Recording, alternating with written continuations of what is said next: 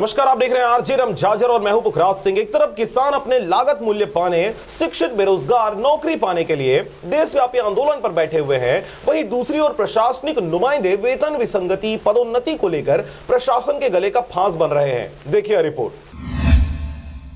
इन दिनों पूरे प्रदेश में पटवारियों द्वारा अपनी 9 सूत्री मांगों को लेकर आंदोलन किया जा रहा है, परंतु आपको बता दें कि प्रदेश की सत्तारूढ़ सरकार आंख कान नाक मुंह बांधे कोरोना के असर से बेअसर होते नजर आ रही है। एक और पूरे देश के किसान सड़कों पर हैं, वहीं प्रदेश की गरीब, शोषित व पीड़ित किसान के सामने केवल धान बेचने और समर्थन मूल्य पाने की लड़ाई मंडियों में जारी है। तो वहीं दूसरी ओर हमेशा से सरकार ना तो किसानों की बातें सुनने को तैयार है और ना ही पटवारियों की। हाथ पर कुछ दिनों काली पट्टी बांधकर पटवारियों ने विरोध किया, वहीं अब कई प्रकार से कागज को जलाकर सत्तारूढ़ सरकार के विरोध में नारेबाजी करते लगातार कलेक्ट्रेट के सामने डटे हुए हैं। अनिश्चितकालीन हड़ताल पर पटवारियों के बैठे होने के कारण किसानों सहित राजस्व विभाग के सारे कामकाज ठप पड़े हैं। पटवारियों के ऊपर बैठे अधिकारियों पर भी अब बहाना बनाने के लिए यह आंदोलन सर्वोपरि है, परंतु यह कोई नहीं सोच रहा कि राजस्व विभाग के अधिकारी इस आंदोलन की आड़ में कड़कड़ाती ठंड में धूप सेकते नजर आ रहे हैं। भले ही इस आंदोलन को 9 सूत्री मांगों के आधार पर देखा जा रहा है,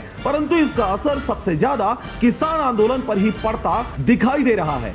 हमारी वही 9 सूत्री मांगे हैं सर, जो जैसा कि गौरी सर ने बताया, उन्हीं मांगों को लेके हम हड़ताल पे बैठे हैं 14 तारीख से, और जब तक हमारी मांगे पूरी नहीं होती हम अनिश्चितकालीन हड़ताल पे हैं।